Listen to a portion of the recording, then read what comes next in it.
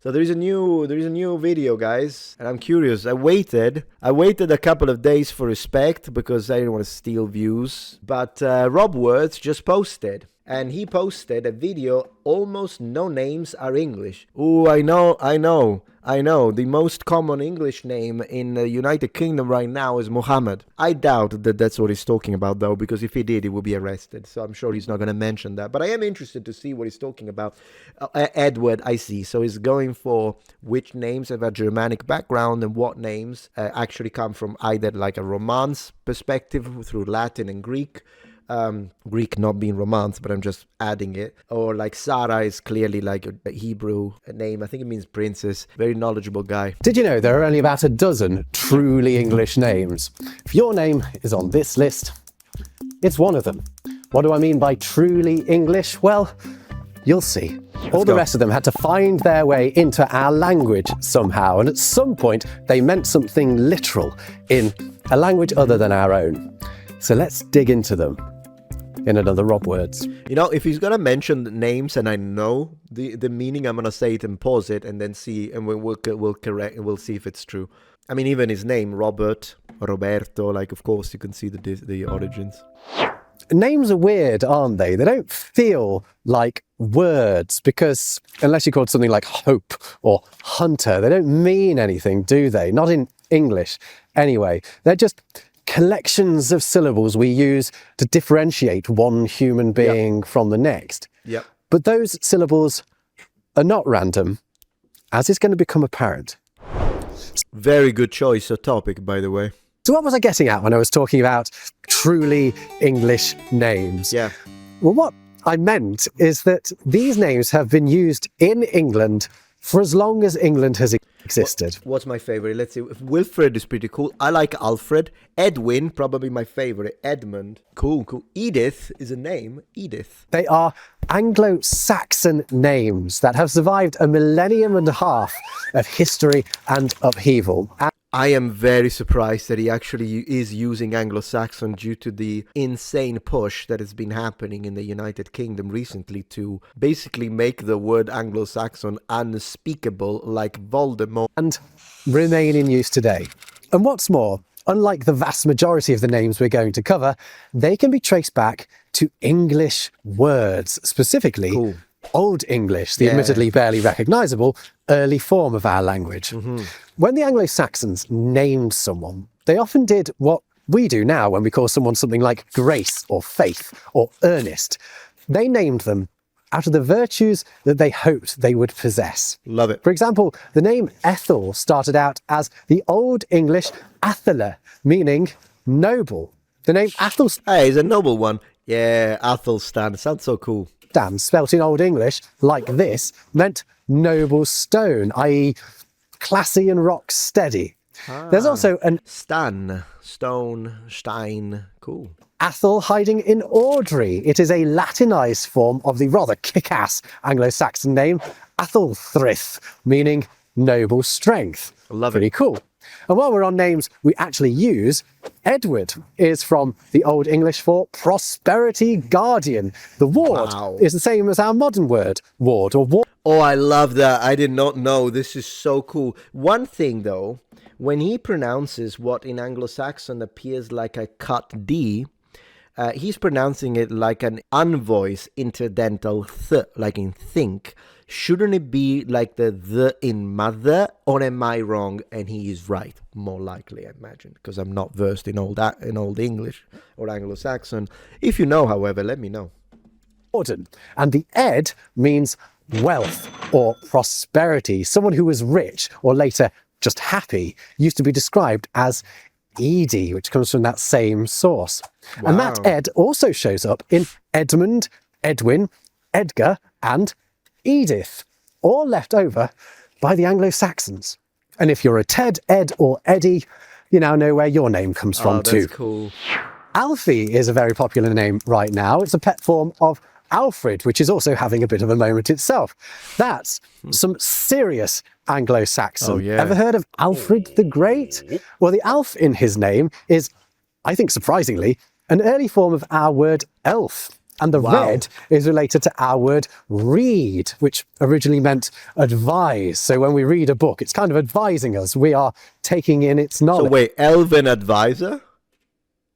Are we figuring something out here? Are we discovering that elves were real all along and that's who advised Alfred? So Alfred often gets translated as elf counsel, which sounds mad, but if you think that an elf was essentially a divine being to the Anglo-Saxons, it makes a bit more sense. The Fred in Alfred is not the same as the Fred in another Anglo-Saxon name, though, Wilfrid. That's the Old English frith, meaning peace. The will is the same as we still use now when we say, "That is my will," or "last will and testament." It means, desire or wish. So Wilfrid meant something like desiring peace.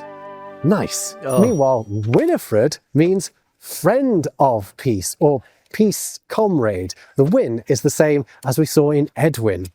Now you might be thinking, Rob, who the heck has these names anymore? Well, I'm just telling you to keep this information in your back pocket because I think they're going to come back. I met a baby Wilfred just the other day. Really? So, desire of peace. Imagine your name is Wilfred and then you go into a war to subjugate those Muppets. Well, at the end of the day, if you want peace, prepare for war, said the Romans. And you have to bear in mind that these names were very popular about a century ago. And naming experts talk about a 100-year rule because we like to give our kids the sorts of names our great-grandparents had. So if a name was popular in the 1920s, there's a good chance it's going to be popular in the 2020s too. Sylvia, that's a name we use in Italy. One of my students was named Sylvia, maybe. My cousin is named Sylvia. Their time is due. It's worth pointing out that the Anglo-Saxons weren't only giving themselves Anglo-Saxon names. Some of them had, for example, Celtic names. There was an Anglo-Saxon bishop called Chad, which is ridiculous. He sounds like he should be stealing your lunch money in an American movie. But no, his name was Chad, and it comes from a Celtic word meaning battle. He actually became Saint Chad.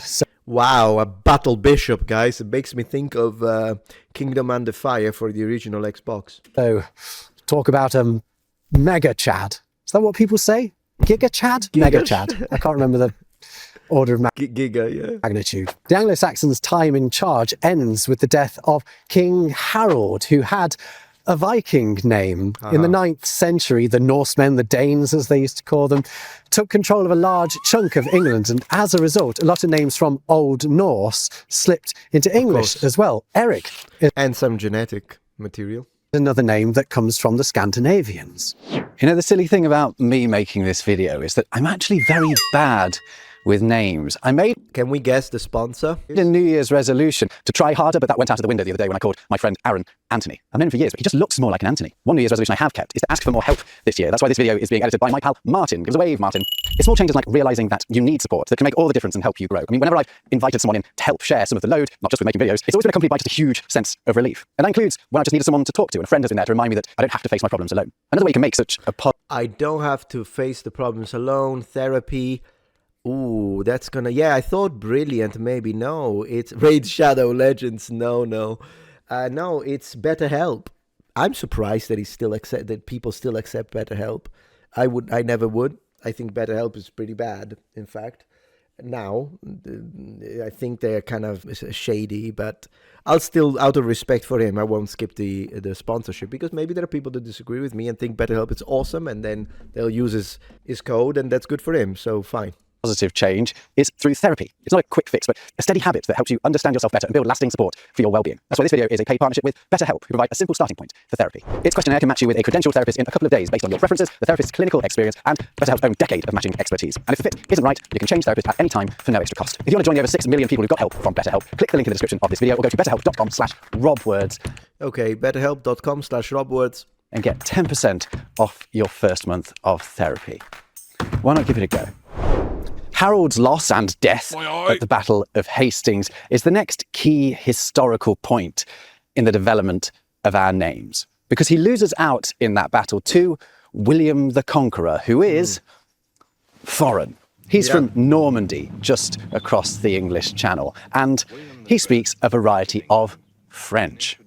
What William does after he's snatched the throne from Harold is replace almost all of the Anglo-Saxons with any power with his Norman pals. Yeah. Suddenly, French names were... Welcome to Robin Hood. William, Matilda, Robert, Adelaide. How do you read it? I read Adelaide in Italian, but Adelaide, Richard, and Henry. all the rage. Not least William, which has never gone out of fashion. True. Some of these names wouldn't have been totally unrecognisable to the English because a lot of them are French takes on Germanic names left over by the Franks. So they were compounds like Alfred, Edward, etc. were. Yeah. William itself was from a Germanic compound meaning will or desire, and helmet. So desire helmet. Yeah, it should be my second name then, Desire Helmet, all right? I don't know. I don't even know how many I have. I don't even know why my wife keeps putting up with me ordering helmets all the time. Which sounds weirdly filthy now, say it out loud. Sorry. Anyway, you can see it more easily in the modern German equivalent, Wilhelm. Wow. All the Bert names that seem so very French, Albert, Robert, Hubert, Albert, Robert like me, Hubert, are actually Germanic compounds. They have a bit at the end meaning bright, actually related to our word bright, and then they've got something else at the front. In my case, Robert means famous and bright. Not bad. Richard is another juicy compound from the time. The hard does actually mean hard. Richard means hard ruler or strong ruler. Roger is...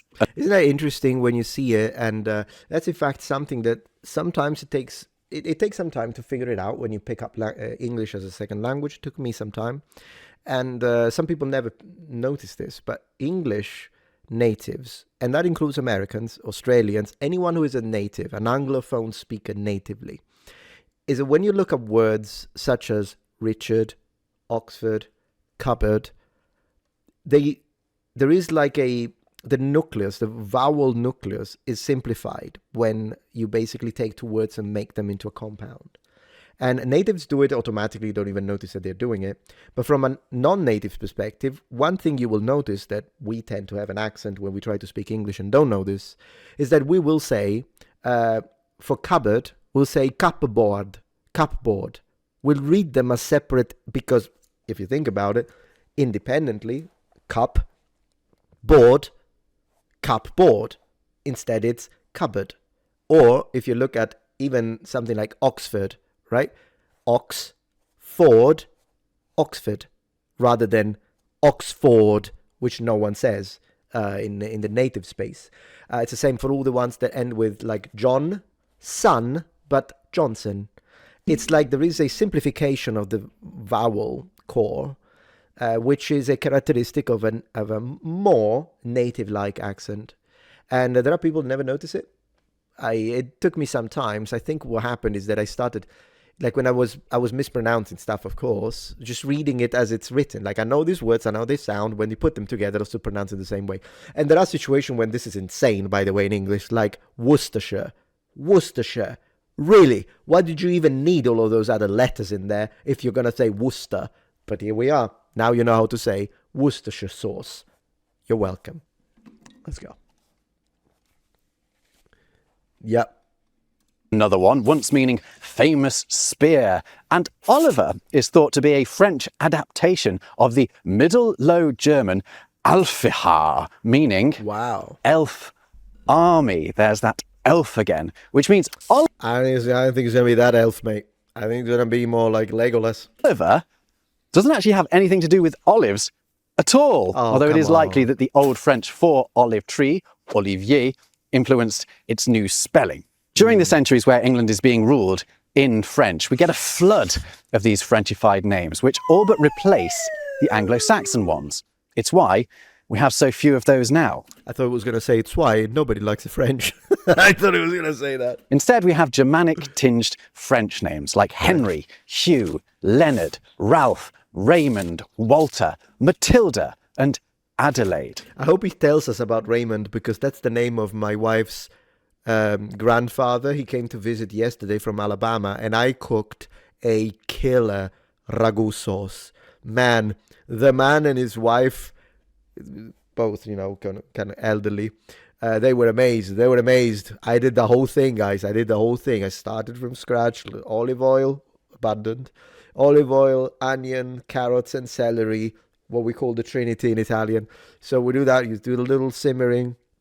Then I added the meat. I did 60% beef and 40% pork, and the beef was a 20% fat. And then after getting some color into the meat, I added the tomato puree, salt, pepper. Then we added half a glass of whole milk to kind of bind the fat. It was great, guys. It was insane. You should have seen them. You should have seen they were eating. We're like, oh my gosh, wow, this is so good. I mean, yeah, thank you. Thank you. It was funny because I actually never understand him. Like, I like him. He's really good. My grandfather-in-law, I haven't got a clue what he says. To me, whatever he says, doesn't matter the topic, sounds like do do do do do do do. That's what it sounds to me. I can't recognize the words. But one thing I did recognize, and he said, I didn't know you were a chef. I know he said that. I'm not a chef. I'm just an Italian. I have fewer female examples to give you, by the way, because of what happens next. Around the time all this name swapping has been going on, something else has been bubbling away. Bubble. The Crusades, which saw Christians from Western Europe fighting to control holy sites in the Middle East, most notably Jerusalem. Yeah. That religious fervour and the enormous power of the Roman Catholic Church at the time saw a huge surge in the use of Christian names. Cattolico, Apostolico, Romano. Which still account for a huge proportion of the names that we wear today. Let me see what he's got. So Mary, James, Claire, Christopher, well, yeah, of course, Catherine, Noah, Hannah. I thought he was going to put all of the other biblical ones from the angels like Michael. That's another one, by the way. I got to say this. Give me a little rant moment. But I always still, this is something that has been happening since the very first moment that I uploaded the first video on YouTube. People were like, you called yourself Metatron? That's the name of an angel. Man, you're condescending. Who do you think you are using the name of an angel? And I'm like, do you actually say that to your cousin who's named Michael, the general of the angelic hosts, Michael, who is like God? I don't see you complaining about that, you muppet. Not to mention, I already got the angelic name here because my name is Raffaello. Raphael, God heals. So I've already got that one if we really wanted to go. So I've already got the ticket for the angelic name. I'm just switching angel when it comes to my online handle. Whatever. What about people called Mary, literally the mother of God? Do you have a problem with half of Latin America calling their sons Jesus? They're literally giving them the name of God. No. But Metatron are condescending, arrogant, inappropriate. Metatron, bad guy. In a somewhat back-to-front fashion, the New Testament names are popular first. The names of the apostles, the names of the Gospels, and other key figures in Jesus' life. Mary is a biggie, of course. Yeah. We take all of these names. Yeah, I would say for Catholics, particularly Mary would be considered a biggie, yeah. Daniel, God is my judge, exactly, Catadus, and so on and so forth. Gabriel from Gavriel, man of God or strength of God. There are a lot like that, yeah. But the problem is Metatron is where we draw the line, guys. Arrogant. No. That's where we draw the line. No. George Michael, that sounds good. Nice combination. Nice combination. I mean, if you think about it, Michelangelo, it's literally Michael, angel. So it would like double check. Just making sure. Man, think about it. If you think Metatron is condescending, well, whoever was named Michelangelo or Michelangelo, literally, not only they're using the name of the angel, but they're specifying to make sure you get it. It's that one. The angel. I don't mean any other random Michael, not the angel. Michelangelo. Names for granted, but they had to come from somewhere, didn't they? Haha, let's go. Yeah, the New Testament. One name is conspicuous by its absence, though, isn't it? And that is the name of the guy himself, Jesus. That's because it was basically thought tantamount to blasphemy to give that name to anyone other than the Son of God. Although not in all cultures, of course. You can come across people with the name Jesus or Jesus in Portuguese or Spanish, either as a first name or as a surname.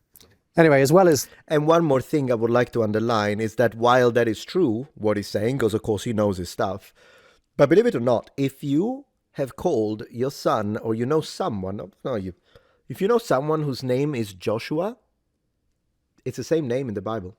It's Yehoshua.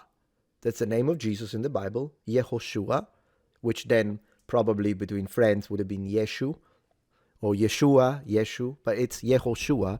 It's the exact same name. It's not like it was a unique name, because when you read the Bible in English, it will give you the impression that only he is called Jesus.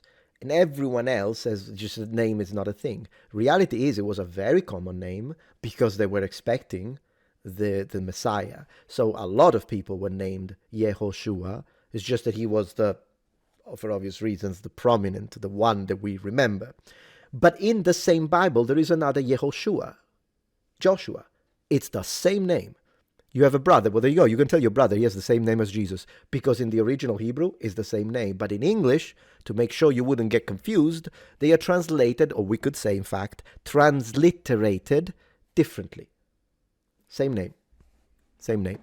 The New Testament names, the names of saints who aren't featured in the Bible, also became popular. Names like George, Nicholas, Christopher, Lucy, Helena, Monica. Medieval saints also get a look in as well, like Francis, Benedict, Gregory, the names of popes, for example, Catherine, Margaret, Claire. Actually, religious names are thought particularly appropriate for women, which is one of the reasons so few of the French feminine names are still around. And then, thanks to this guy, Martin Luther, the Protestant church gains influence, and it stresses the importance of the whole Bible, not just the New Testament. And so Old Testament names become the order of the day. For the men, Adam, Noah, hugely popular at the moment, Abraham, Isaac, Jacob, Joseph, Aaron, Benjamin, David, Solomon, Samuel, Daniel. My class at school was full of Daniels. And for the ladies, Eve, Sarah. There are a lot of Sarahs as well. Rebecca, Rachel, Hannah, Deborah, Judith, Naomi. I love biblical names. I really do. I think they are beautifully sounding. All holy names. Some hugely popular names in there. And what I would love to do is tell you the history of each of them, but we'd be here all day, and it's really cold. A good chunk of them, though, come from Hebrew. For example, Jacob is from Yaakov, said to mean supplanter, or one who takes by the heel, an apparent reference to him being born holding his twin brother Esau's heel.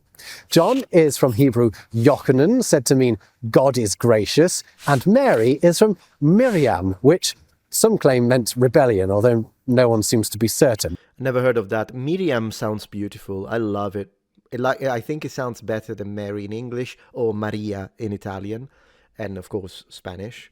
I think Miriam, it's a beautiful name, beautiful sounding name. Miriam. I actually love using the real names, by the way.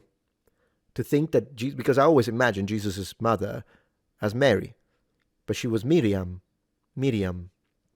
I would roll the R a little bit, even though modern Israeli don't. They have the same R as the French. It's an uvula, but it is my opinion that biblical Hebrew spoken at the time would have been with a rolled R. That's what I think. So I would say Miriam. Not sure about the stress, though. I've never heard a native say it. I probably don't need to tell you also that the name Miriam comes from the same source, but so does Marie, Maria, and Maya. You see, the wide spread of Christianity means these names have lots of versions from different parts of the world, and sometimes we've taken to using several of them. Just look at the other two examples I gave. Yochanan gives us John, but also its multilingual equivalents. Jan, Jean, Johannes, Johann, Giovanni, Ivan, Ewan, and Ian. That's correct, John in Italian is Giovanni. Do remember that the N is double, so you need to pronounce it longer if you want to say it like an Italian. And the I is silent. So it's not Giovanni, but it's Giovanni. Giovanni. Giovanni. That's how we say it in Italy. And Yaakov is the source of Jacob, but also James. It's ultimately the same name, along with Iago, Diego, Hamish, and Seamus. Actually, a very cool fact is that Seamus and Hamish are quite literally the same name. In Scottish Gaelic, you would refer to your friend Seamus as Seamus if you were talking about him, but if you were addressing him directly in what's called the vocative case, you would say a Hamish. Get an English person who's overheard that to write it down, and you get the name Hamish. One person, two names. Actually, spotting related names is quite a fun pastime if you're sad like me. I only just found out that Liam, the most popular name for baby boys in the USA at the moment, by the way, is an Irish shortened form of William. Oh, that's fascinating. Did you know that actually, if you look at, there are a lot of Irish names that I find absolutely beautiful. They are so cool. I find Irish names to be some of the, like, really badass. To me, Irish names sound really cool. I need to use the restroom very quickly. I'll be right back, guys. And we'll continue because this guy knows his stuff. And I like people that know their stuff. All right, Rob, let's go. So not only have you got Will, Willie, Bill and Billy, you've got Liam in the William family too. But that crazy. is just the start of it. I recently came across this brilliant book, a list of Christian names, their derivatives, nicknames and equivalents in several foreign languages. Now this was prepared for the US War Office in the 1920s, so it's over 100 years old. Wow. But it is a goldmine of related names. For example, did you know that the names Louis, Luigi, Louis, Ludwig, Ludovic and Clovis, bizarrely, are all variations of the same name? Or that Stephen, Esteban and Etienne are the same? How about Geordie, George, Georg and Jörg? They're all the same. The names Geoffrey and Godfrey are the same name. And Walter and Gautier, as in like Jean-Paul Gaultier. They're the same name. Man, this is so insane. But I can see how it would happen when cultures intermingle and linguistic curiosities happen all the time, mistranslation, miscommunications. Obviously, we can logically understand how it happens, but man, what a mess. Luigi. Now we need to know the origins of Mario. If we do Luigi, we need to do Mario. Come on. Come on. I absolutely love this stuff. We've just swept up so many names, haven't we, from so many different languages. Good guy. Biblical names just remain so enormously fashionable, especially in the US, actually, where Old Testament names shared between Jewish and Christian traditions are particularly popular. Names like Isaiah, Ezekiel, Caleb, Elijah and Elias. Actually, those two last ones are variants of the same name as well. Wouldn't Americans read? I know that in England it's pronounced Isaiah. That's how I was used. That's how I pronounce it, Isaiah. But I think in America you say Isaiah, right? But let's move on, because I now want to talk about the next big historical event that changes our naming culture. The Renaissance/Renaissance. Renaissance literally means rebirth, and it's so called because of a rebirth of classical culture, namely appreciation of ancient Greek and Roman culture. And in England, names got swept up in it too. But because it's an Italian phenomenon, since he said it in English, in the two pronunciation, the English and the American, Renaissance versus Renaissance, and then he said it in French, Renaissance, we gotta say it in Italian, guys. Il Rinascimento. Rinascimento. We made the word. Rinascimento. Grazie. Basta. People giving their kids names derived from Latin and Greek, like Alexander, from Greek Alexandros, literally defender of men. Alexandra is just a feminine version of it. That Andra at the end of Cassandra likely means of men too, but no one is certain what that Caspit means. Maybe it means shine or something like that. Nicholas is another good classical name, also popular because of Saint Nicholas. Greek Nikolaios means victory people. The Nick is the same as in Nike, the sports brand and goddess of victory. I'm surprised he says Nike, because I've only heard people in England say Nike. To be fair, Americans that pronounce it Nike and a little closer to the original pronunciation, which I believe is something like Nike. So at least both are separate, but both are different. But the E is supposed to be pronounced. I say Nike, but just out of being used to it. This all goes for Nicola too. Now, if you've ever met a Theodore who thought they were God's gift, Well, they were sort of right. At least that's the meaning of Greek Theodoros. Theodora is therefore also a gift of God. But check this out. Swap those two elements around and if you join the dots or indeed follow the yellow brick road, you get Dorothea, aka Dorothy. I haven't got a clue what that means. The reference on the Follow Brick Road, maybe some kind of old cartoon, something in Britain. Another of God's gifts. Helen had a face that launched 1,000 ships, but her name, and that of Helena, of course, likely comes from the Greek Helenos, meaning bright one. Similarly shiny is... Bright one? Bright one?